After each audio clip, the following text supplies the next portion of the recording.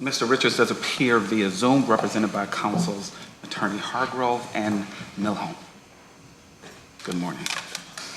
Good morning. All right, Mr. Richards is in the custody of the Walworth County Jail. Mr. Richards, can you see and hear me okay? Yes. Okay, I can also see and hear you clearly. I just want to let you know again, if I'm turning my head, it's because I'm looking at you. That way I can see you if you need to say anything today. All right, is the state in compliance with victims' rights? Yes, the state is in compliance and there are victims present. All right. Well, we are on for a final pretrial today. I've received now 2 letters in the last 24 hours, which took me back at first because I was very concerned about the content of the letters, the issues related to discovery, and particularly the amount of time and energy that we've all spent trying to keep this case moving forward. Attorney Hargrove, I'll let you make a record of that letter and the contents and your request.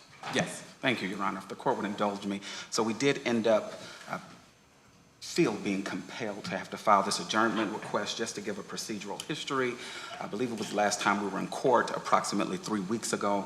We were notified that we were receiving a Cellbrite dump of Mr. Richards' phone, to which, as I try to be diligent about it, I did make a record to the court. I believe the court made a statement about that would be voluminous. You do have a team of attorneys. Hopefully we can get this reviewed. If there's any subsequent investigation, discovery, things that impact the defense preparation, that hopefully we get that done.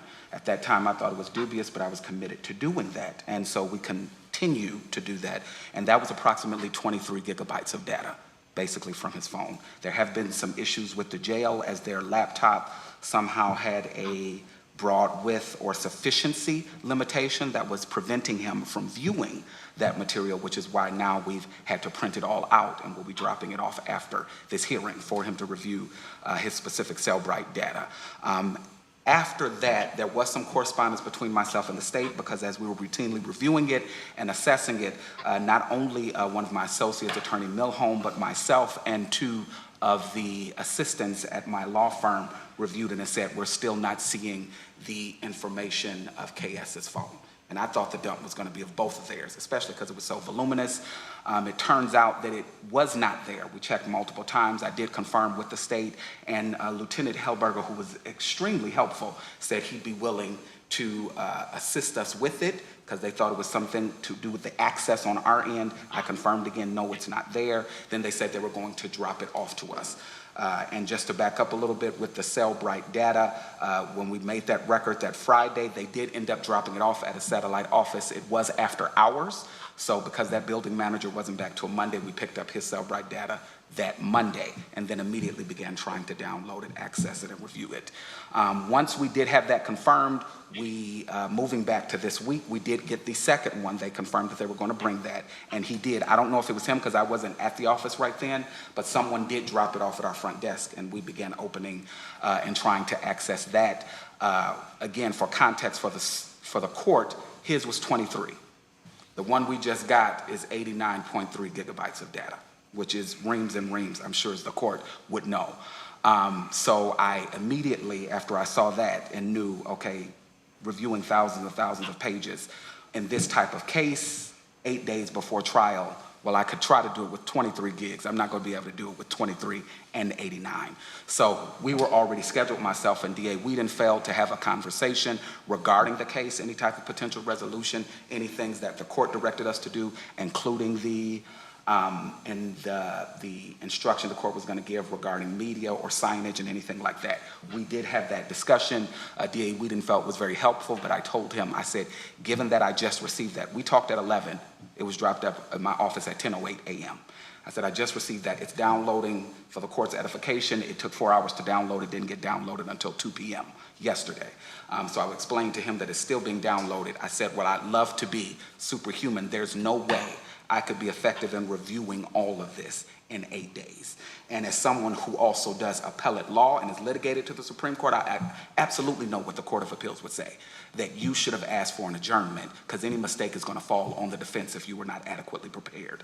So we discussed that. He did highlight the fact that he believed that they had sent it to us before. And I said, I do not have any Cellbrite data. To specifically reference the letter of the states, I know it stated that they had sent it back in May. We've talked a few times. It was corrupted on their end. We never received it. And the way these files work, Judge, it's not as if you go into it and it says, this is the Cellbrite data, click on it, oops, the link is corrupted. There are tons of links that click to tons of different documents that you have to go through repeatedly, print, sign, give yourself a list. And in that, if the court would have looked at that last adjournment letter they referenced, which I also have to make a record on, in that there was no reference of Cellbrite because based on my review of everything we received, which was about a little over 70 gigs of data, there was not Cellbrite in that. And I think D.A. Wheatonfeld is correct that when he went back and looked, it was corrupted, which means it was not properly transported, or it didn't show up on our end, or it didn't even send out from them correctly. So I think he's accurate that it was corrupted, which is why they couldn't access it. And he's also accurate that he reached out to me once he realized that, because we were waiting on that. But to be clear, just to give a full, complete record, Judge, I do have to address the letter that, because it's almost positioned as if these are multiple requests from the defense. That last letter was within a year of the preliminary examination and arraignment. And as case law makes it very clear, the case does not start until arraignment, which was in November of 2024. We had all agreed that it was an aggressive timeline to try and set it for that. I made repeated records that I did not feel comfortable scheduling a trial when discovery was still outstanding.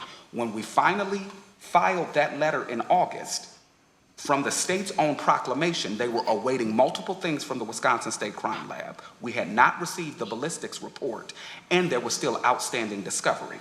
And so I want to make it clear that that was not some falling or some derelict behavior on the defense's part.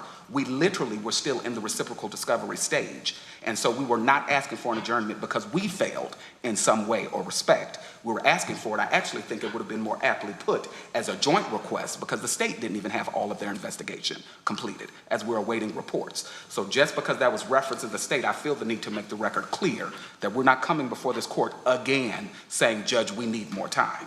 I try to always keep the court abreast of how I'm thinking and what I'm receiving. And so we're here now simply because whether or not it's referenced in reports, the discovery statute, that is not satisfied. Also that reference in the state's letter, the discovery statute says you are simply to make it available. We did not have it, it was not sent, and like the DA said, it was corrupted. Once I got it, we literally have been doing 14-hour days reviewing his materials and taking semi-weekly trips to the jail, being told by the jail, well, we can't get it on the laptop has too many things, we're going to purge it. And now we're like, okay, well now we got to print hard copies and we got to bring it over to him. Can you make sure he sees it? Because I'm ethically required to also make sure that my client can review the discovery. Because there are certain things that he may not know until he looks at it, or it may change his position in the case. And so I have to be diligent, and I would be far more bold if this was a battery or a substantial battery. This is one of the highest charges in the state, and it's not only something the defense waits for the state to prove. As I've put everyone on notice of, there is also an affirmative defense, which means then I become the prosecutor and have to prove something beyond a reasonable doubt. And so this evidence and the things I have to go through that impacts my investigation is highly imperative. I couldn't think of something more imperative than possibly contemporaneous statements and texts as this is leading up to that fateful incident. So I do not do this lightly, but I just want to make it clear this is not based on some derelict behavior of the defense, which is why I've tried to keep everyone abreast of it.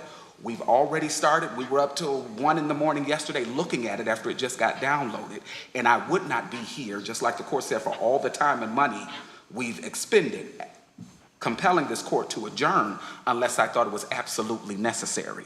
But there is no way with 89 gigs of data that I have to go through, assess, discuss with my client, and determine how that affects any potential defense or affirmative defense. There's no way I can do that in 8 days, having received it yesterday. For any matter or anyhow we can play hot potato or you should have known or look, it was referenced but it was corrupted, That's of no consequence to me right now. My biggest thing is that I have to effectively represent Mr. Richards.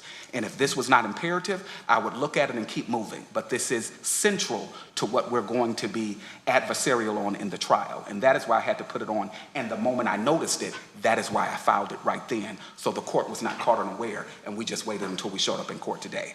So the moment I knew they were giving it to us and I was accurate that it was not in the last download from 2 weeks ago, I put it before the court. And that is the only reason I'm asking this court for that, because I'm frustrated as well, to be quite candid with the court. I think all of us are. So I appreciate that, but I have to do that. It's just my ethical and directive from the high court in situations like this. Thank you. All right, I think it's important that the victim's family and Mr. Richard understand the volume of this discovery. Yes, ma'am. You said 23 gigabytes and 89.3 gigabytes. I can have a physical grasp of how much that entails, but when you printed it for Mr. Richards to review it in the jail, how many pages was it? I can tell the court that, one, it wasn't even everything, because it's also pictures and whatnot, but it was well over 1,500 pages. So if you're looking at a paper in the sheets, just 23 gigabytes is going to stand at least about here if you print everything. My biggest thing to start with him, because like the African proverb, the best way to eat an elephant is one bite at a time, was to start with his messages. And so that comes to about here. And just for everyone's edification, it's in about 6-point font, and it's listed like this in charts, every text. And so you could imagine if it was in 12-point font that we could comfortably read, it would be 3 times that size. But it's actually landscape style, and it's like 6-point font. And then the victim's phone had Approximately more 3.5 times that. More than triple. All right. And you haven't even started to try to print that and go through it? I've started, but that would have been last night. So it's not even fully printed, and I'm still waiting which I have to drop off to the jail, his phone dump. All right. Based on your tone here with the court, also your demeanor with the court, I understand that you've been trying, and you've been as diligent as you can, and you also recognize the gravity of the request you're making today. So I appreciate the extensive record that you made, because I think it's important that everybody understand the issues here with bringing a case of this severity forward. Attorney Wienfeld, your letter got pulled through this morning. I had a chance to review it quickly. Could you also outline your request for the record? Sure. And particularly as it relates to this, I thought it was an issue with the reader, not that the material itself was corrupted. Could you help me understand that? Right, and I'm not a tech expert, but I'll do the best to explain my understanding of the situation. But I guess I'll start by also saying that I agree that the issue here, at this stage is, can the defense be adequately prepared and be effective in trial? If they can't be adequately prepared and effective for trial, I agree that the trial needs to be adjourned, because we don't want to create appellate issues for this case. But in terms of discovery being turned over, my office did receive both of these downloads very early on in the case. They were both provided to, what we had for downloads was provided to the defense in July of 2025. Those are both files labeled. Are they just like links within a link within a link, or are they, are they easily identifiable? Right, they're labeled files, but obviously there's a lot of discovery in this case. So these were compressed files, so they come through as a compressed file saying like digital discovery part 1, digital discovery part 2. You open the compressed file, and there's going to probably be 10 folders within that file. One folder might be labeled autopsy photos, another folder might be labeled body cam video, and within some of those folders there's even more photos. One file might be labeled downloads, and then within that it might say cell phone download, Snapchat reader, different things like that. But both of those were within those files. Obviously, law enforcement had reviewed those cell phone downloads already, they're referenced in the reports. So we thought we had provided those and that they were in a format that could be accessed.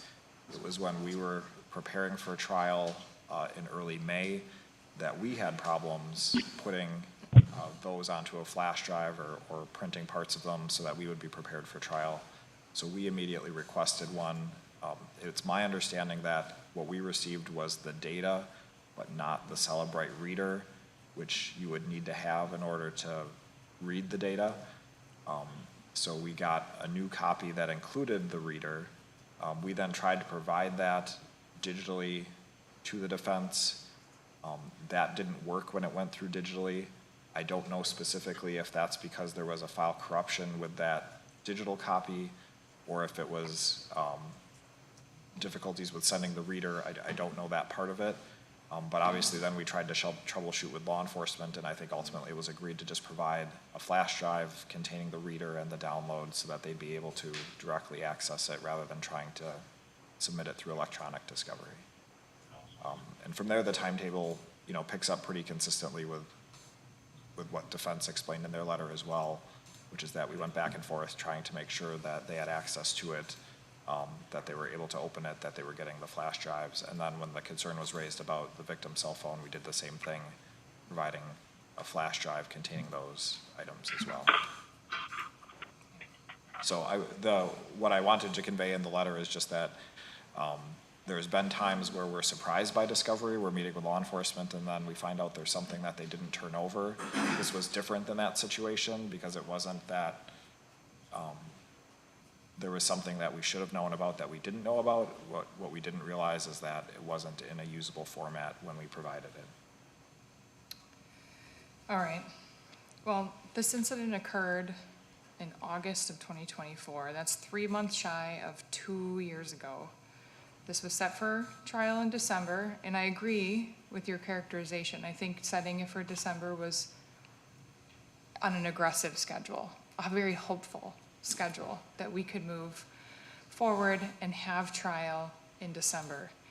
So when I adjourned it the first time, I had what I thought was a very realistic expectation that this would be able to move forward June 8th. I have that whole 2 weeks set aside. There's some other matters that I scheduled just in case, but the entire system was hoping that this would be able to move forward. I just want the parties to be aware of the efforts I've done on my end to make sure that this trial runs smoothly, and I understand you've been preparing for your prosecution and your defense. But I've been meeting with DPW, court security, bailiffs, the clerk of courts, IT. We've had to order more chairs so that we have enough seating for the jurors. We've reorganized parking lot structures and accommodated all sorts of IT, the system technology at the state level, the contractor also being on call during this trial in the event that something happens and some technology doesn't work. Because technology fails, that's the way it is. And so just internally here with the clerk of courts, we've been working to make sure that technology doesn't fail. And if it does, we can fix it almost immediately. And so it's ironic that we had a technology failure when it comes to discovery.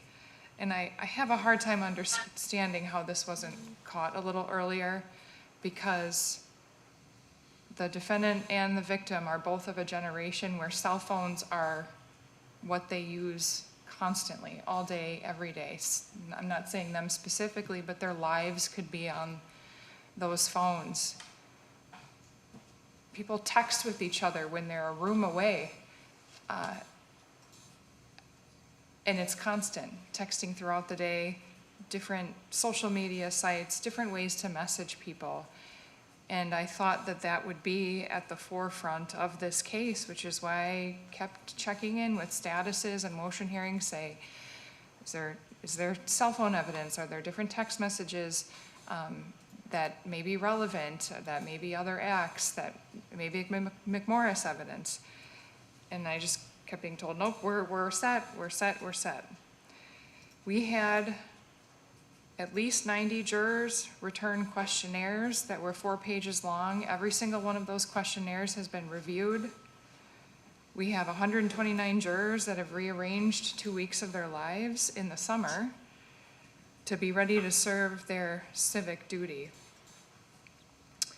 And I'm really at a loss for the best word to articulate the frustration I feel, because disappointed is just a woefully insufficient, inadequate word to describe the situation. I do need to hear from the victims, Attorney Wiedenfeld. Would you like me to hear from them before I make a final determination on the adjournment? Yes, I think that'd be appropriate. I have spoken to them, and so I spoke to the mother yesterday, and I spoke to some of them before the court hearing today too, so we kind of talked through this process and as well as appellate concerns and those types of things. Okay. Anyone wants to speak? Do you want them on a microphone? It's up to them for comfort level. If you want to speak from the gallery, that's fine. If you want to come up so I can hear you better, but I can hear you. I understand the levity of this. I understand that we don't want to have an appeal, but we'd like to move forward. But again, I am under the impression that, yes, all of this was delivered. When we adjourned the first time, it was only for, they wouldn't be able to get expert witnesses. That was the only reason why, based on that holistic report that we were still waiting from the state.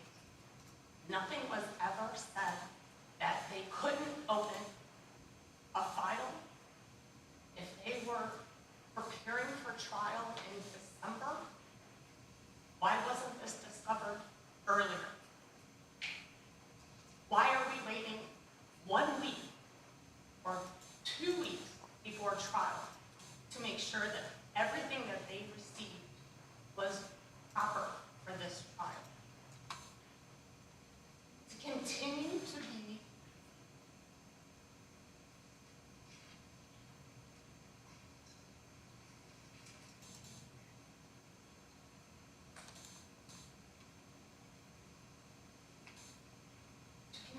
bring our hopes up that this will be resolved and justice for my daughter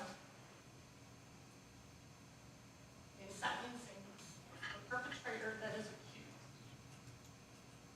And then to be told that, nope, we're not going to do it again. It just doesn't ever heal that hurt and that loss. Not that that loss will ever be healed, but it'll at least be closure to get to that healing.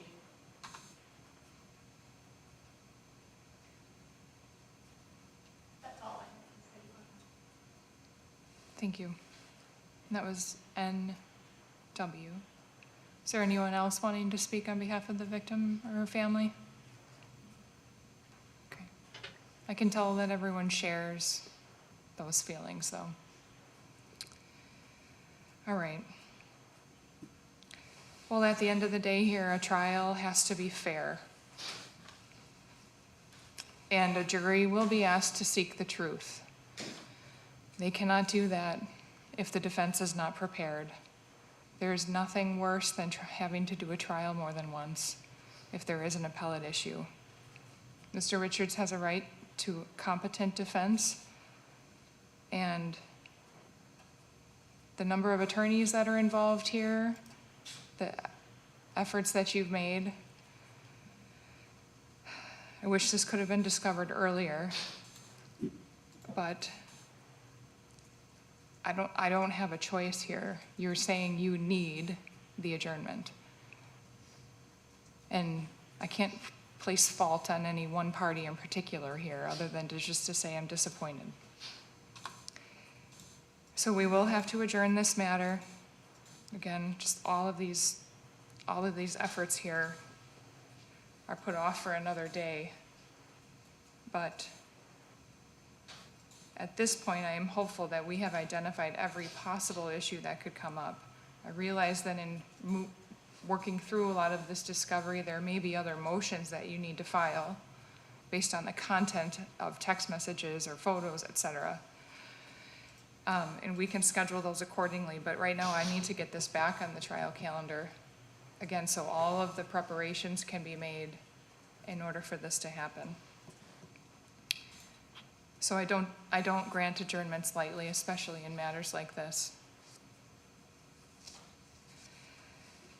But I have to do it now.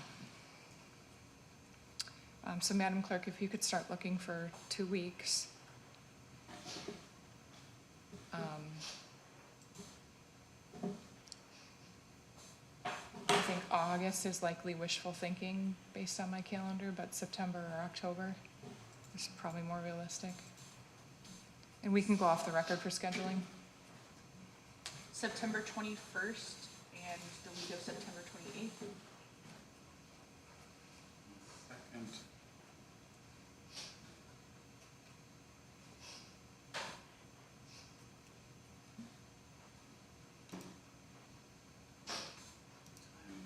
I'm out until the 29th. That would. And also tell the court I do have a homicide trial in October. So depending on the dates, if the court is looking at October.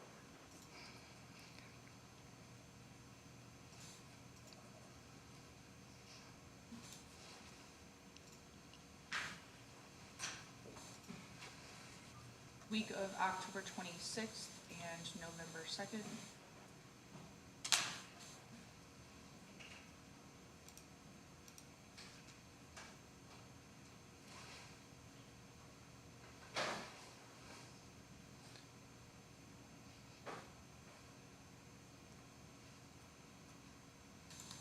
Week of October 26th doesn't work for me.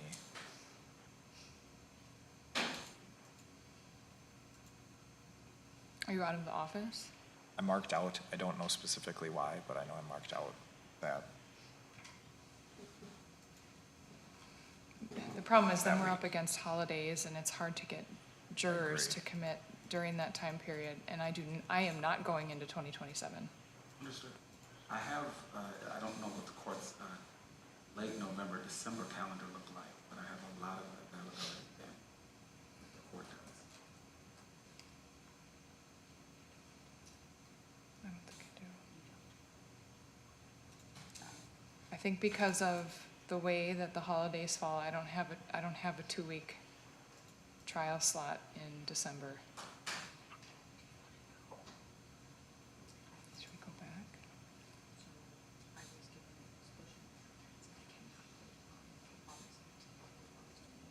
Why?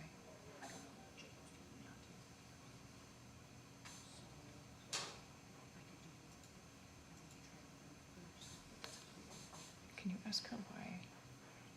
August. She said Rachel was not available. Sorry. Oh, Either is Teresa, so I'm guessing he said something. If we could take a minute, did those October, November dates work for defense? No, not Oh. those. No. Okay, sorry, I was,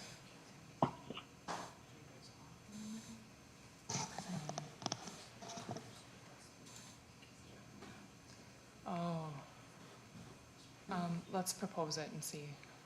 There, you have some stuff that'll probably need to get reset on that. Yeah, that's fine. I'll bump anything else, yeah.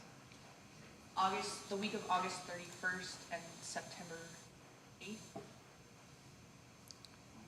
Okay, Labor Day falls in that weekend, but if I have enough alternate jurors, I think we can accommodate that.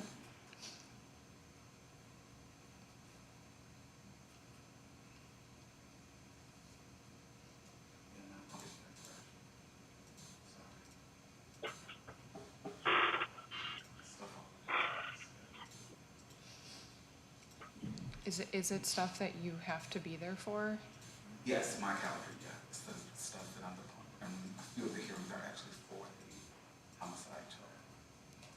And then I'm out that following week. So it's pretty literally until we get into November, which is Friday,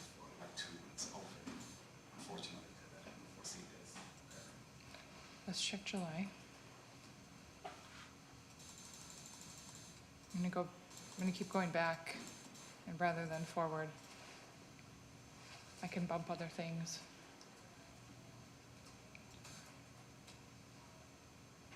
What were the, if I can, Madam Clerk, what were the October dates again? It was the 26th and November 2nd, those weeks.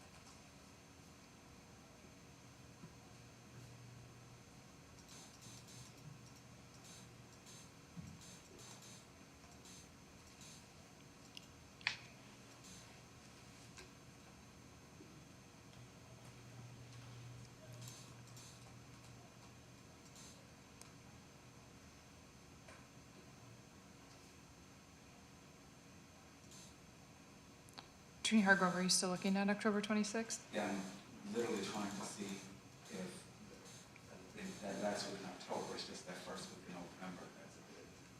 I can make those dates work. You said I'm you marked, can? I'm marked out, but I can make that work. I was trying to figure out what I was out for, and I can make that You work. figured it out, okay. That's what I'm trying to, for November, for that first week. So if the court could just give me a moment. Sure.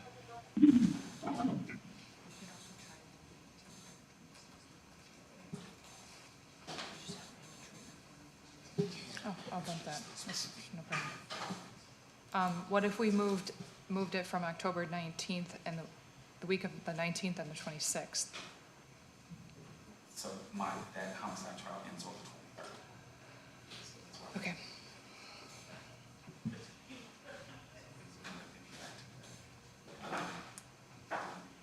Just want to make sure I'm not scheduled.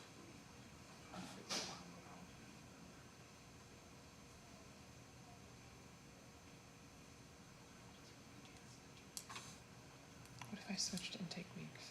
Or should I not do that? I probably shouldn't do that.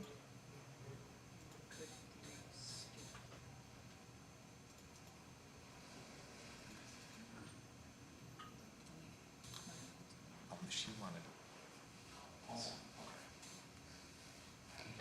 Well, because of the holidays, I don't have a 2-week slot Okay, and late in November. in the way that my intake week falls. Yeah.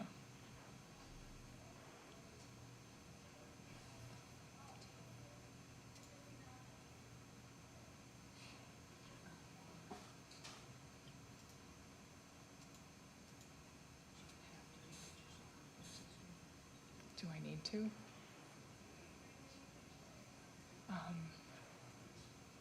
Yeah. Yeah.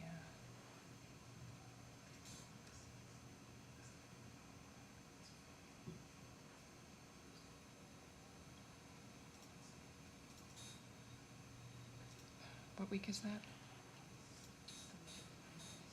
No, November 9th?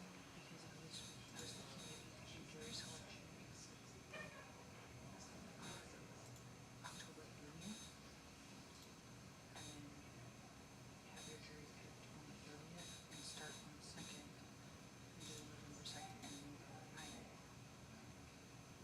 Even though that's a court trial date, as long as you're not doing jury selection, you should be able to do a jury. And judicial college is the 11th, 12th, and 13th? Let's do that. Let's do that. I think it might be the second, the first week of November that he was having a problem. Okay, can you outline that? Can we do November 2nd and November 9th, those 2 weeks?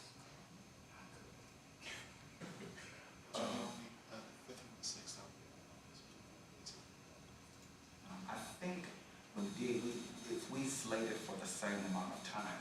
You can imagine that. Probably. So I think slated for those days, it's just the week, it'll start the week after my other homicide meetings. I know Attorney Milholm, they're going by the 5th, I think. I mean, if I have to finish the day, I can clearly do that. So, Yeah. So October 20, the week of October 26th and November 2nd. one second, I'm sorry.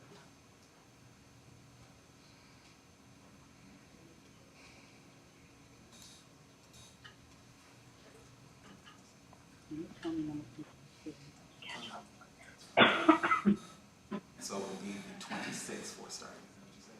October 26th would be the start date. The first week? Okay. Yep. And then it would be slated to go through, November 6th.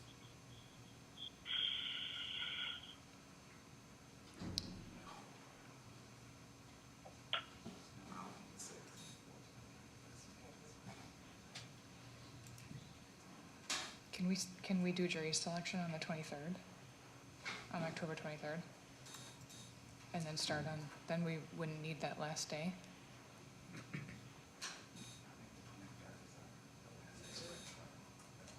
Oh, that's the last day of the homicide trial. Is that what you're-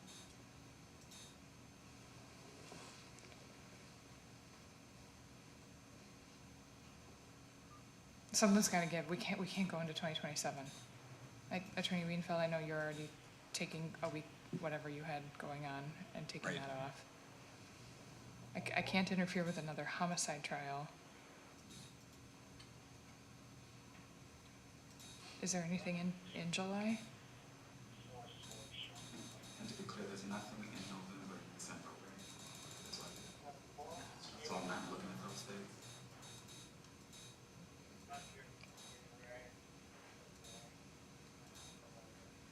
Can you skip the July stuff? Yes. I'll skip that. Do the first meeting in December 7th, skip it out. Sure. I just have to do that once within 6 years, so I can do it the next year. What about November 30th and December 7th? You need water.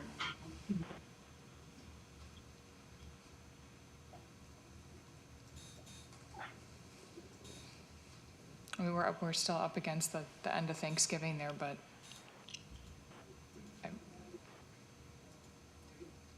Yes, I'm available. I do have a different trial scheduled, but obviously, we stack trials all the time, but I can make those dates work. So Monday, November 30th, and then through the 7th. yes, Thank you. through the 11th.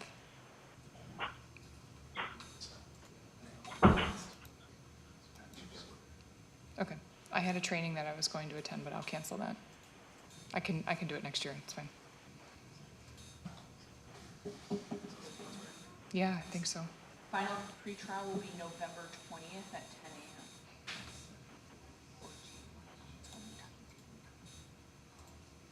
10 a.m.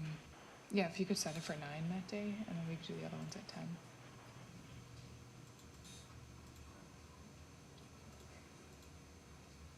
November 20th. Of course, at 10 or 9? So it'll be at 9 o'clock, so it's 9. just, it won't be on a pretrial call, it'll just be this case. Okay.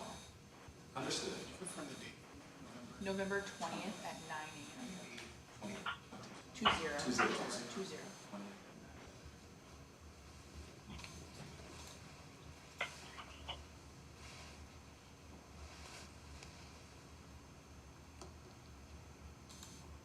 Is November 30th, just jury selection? Then That was, that's so how that we was do it. on, we'll go back on the record. So we've tentatively selected some dates here. The trial starting on November 30th and continuing through December 11th, with the final pretrial November 20th at 9. One of the items I was going to discuss with the parties is, in the event that jury selection doesn't take a full day, do you want to or are we willing to be prepared to do opening statements in the afternoon on Monday? I would be prepared. Yes, that's fine. Okay, I would like that as well. My plan is to keep the jurors here over lunch rather than excuse them, because just the feasibility of getting that many people out of the building and then re-screened as they come in. So we're gonna keep them here for lunch anyways. We might as well utilize their time Yes. fully that day. So for my clarification, I'll put it down as jury selection and day one of trial. Yes. Seven. All right, well, the expectation here moving forward is that every item of discovery is opened, explored, printed, whatever needs to be done so that we don't have this issue again for the sake of the victim's family and for Mr. Richards, who's been in custody on this. And again, if there's another adjournment, we're looking into 2027, and that is not acceptable. That is not acceptable for this type of case that happened, again, just shy of 2 years ago now. I realize that technology, when it works, is a blessing. It makes our lives a lot easier, but it's also a curse. And this curse, it's not just, it's frustrating the parties here, but it frustrates this whole system, and especially all the people that are interested in this case. And their hopes are given up. So I'm hoping that we can move forward. I'm gonna do everything in my power to make sure this stays on track. That being said, then I want another status date to check in with the parties with all of the discovery and making sure that everything is available. You know, sometimes videos play and they're supposed to have sound as well, and you can't get the sound to work, whatever it may be, we are going to talk about it. I'm thinking middle of the summer, Madam Clerk. You want it on the call or Off the call. July I'd 14th, set aside an hour if we have it. July 14th at 10 a.m.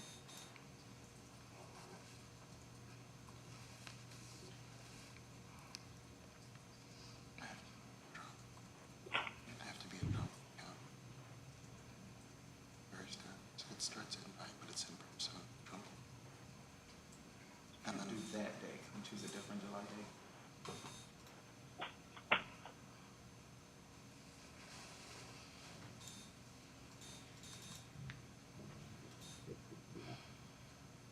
July 13th at 9 a.m.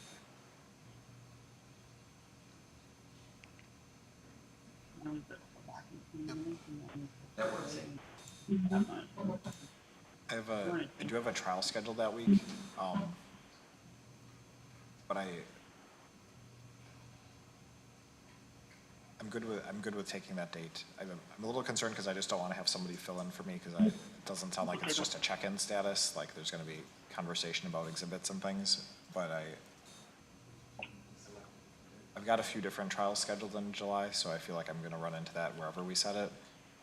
And so I think that's kind of as good of date as any to hope that it'll work out.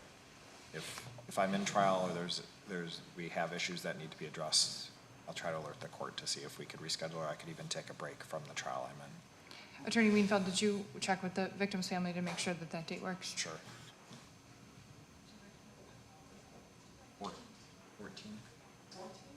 13th at 10. I'm sorry, 13th. Now was that 9. 9? Okay. Yeah. All right, I can address your client if you'd like me to, just to ask if he has questions, but if you're gonna go visit him, then I'll leave it. Yes, and we came, he knows, we talked to him this morning before we came to court. Okay. All right, anything further from the state? No, I guess there are motions in limine and different things filed. I don't know if the court just wants to wait with all that till we're closer to trial.